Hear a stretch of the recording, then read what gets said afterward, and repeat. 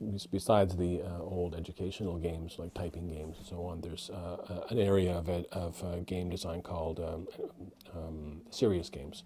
In fact, NASA has an online MMO, massively massive multiplayer online game. I use acronyms so much I forget what it stands for. Where many people can interact in a virtual environment online and learn about science and math and work together in teams to construct moon bases and so on. This is their way of training future astronauts. So in fact, games are being already used for training, and simulations for flight simulators and so on are used all the time to train people how to do things. Gaming just adds another layer of interaction and often wraps the experience in a story or scenarios. So it's not just pure simulation, but there's another layer of things that are going on in the experience. So it's already becoming used. Not so much in the educational system, not in Canada, at least as far as I'm aware. Simulations for sure are in physics and all, and science and chemistry and so on, but they'll be used more and more for sure. Games, but for me, games encompasses much more than just video games. The Olympics is a game. All the sports are games.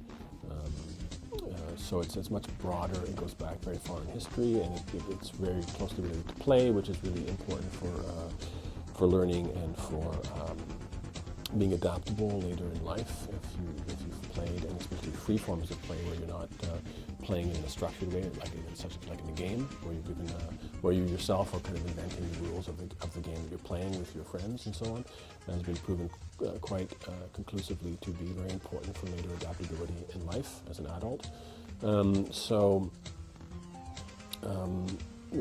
For people who don't think about games in that way, I can see how, looking at a lot of the commercial games that are coming out, they can see it quite a negative light, because there are a lot of violence in those games, and you're not just reading about it or living the violence vicariously through while watching a film, but you're actually inflicting violence upon, even if they're artificial life, even if they're AI or non-player characters in the game, there's still this actually doing it, even if it's not real. It's the next closest thing to it. It's like a simulator.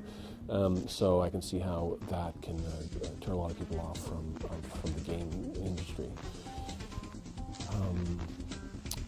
So I understand their concerns, and I'm concerned about it as well. It's a big question. It's an important question. But I don't look at games just in that way. It's a much broader area for me than just those types of games. And since I was saying before that the media focuses on those kind of things, and not just in terms of games, but in general, they always focus on the most bizarre stories you can come up with. The range of human behavior is massive and large, and a lot of stuff is happening on the planet, but media likes to focus on those things which kind of bring attention.